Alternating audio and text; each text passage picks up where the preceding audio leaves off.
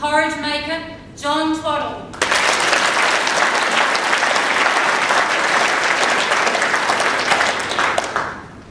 Madam Chairman, I come from a long line of porridge makers who believe that to make a good plate of porridge is an art.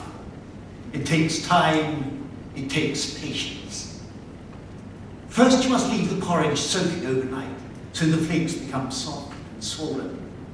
Then in the morning you must add a pinch of salt gently to the mix. You must stir, thoroughly aerating the mix until the bubbles start to come. And then you gently pour it into the bowl, adding lovely milk and brown sugar. That is how you make porridge. I remember the scene. My grandfather standing beside the gas stove, the sun streaming through the window, catching the steam from the porridge as it rose. I remember as he brought me the porridge. He'd stirred it gently with loving care, and as he brought it over to me, there was a tear gently trickling down the old man's stomach.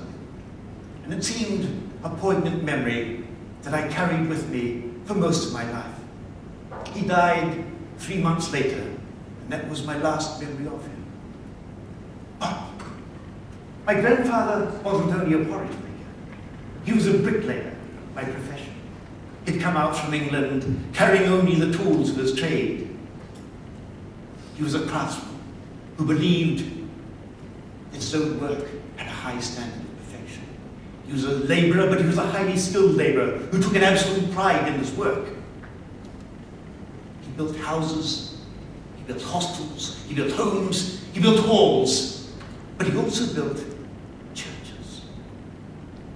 And I'm reminded of that quote by a famous French philosopher who once said that a pile of bricks is just a pile of bricks until a man with a sense of vision looks at them with the idea of building a cathedral. You see, my grandfather built cathedrals. He and others had built many of the churches in Palmerston North at the turn of the century. These magnificent, imposing buttresses with their high vaulted ceilings and spires reaching up towards the heavens.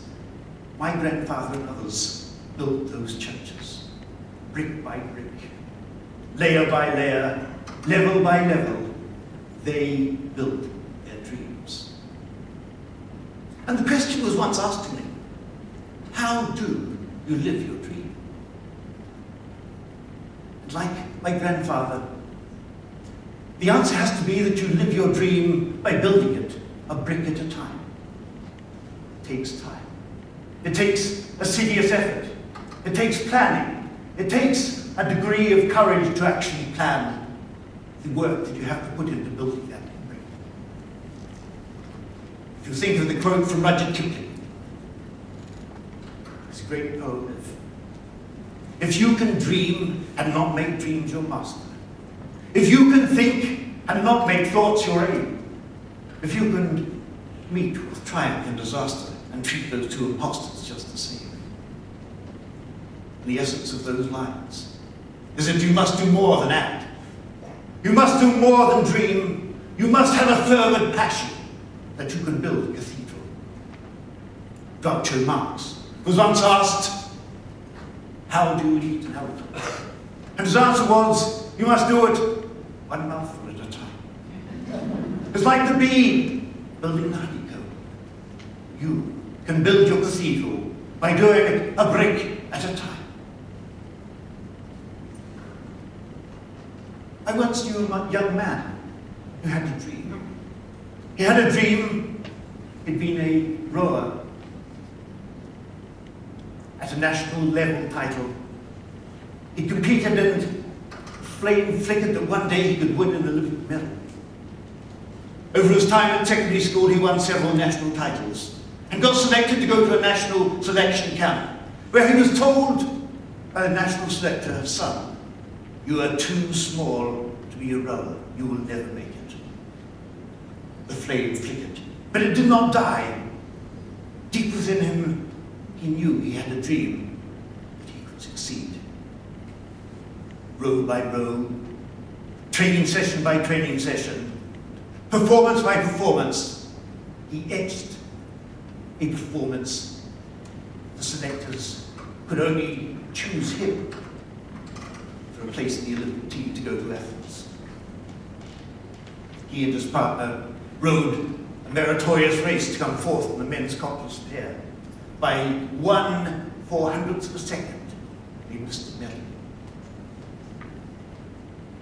At that point, he had to turn again and face the demon of his dreams. He had to find new reserves, he had to raise the standard. The bar was even higher than before. The training sessions were more intense, more rugged. The work in the gym was longer and harder. He still had the dream that he could win an Olympic medal. And on that sanguine day in Beijing, 2008, a balmy afternoon in Beijing, the men's coxless pair won a bronze medal for New Zealand. That young rower had lived his dream. How do I know that? That rower is my son, Nathan. He may not have been the biggest rower, but he had the biggest heart. And you see, in some ways, building a dream is like making porridge. It takes time, it takes patience. You must gently add the milk, you must stir, and you must leave it to sit. The amazing thing is that Nathan makes porridge the same way that my grandfather did. And that's the incredible thing. It takes time, it takes patience to live your dream.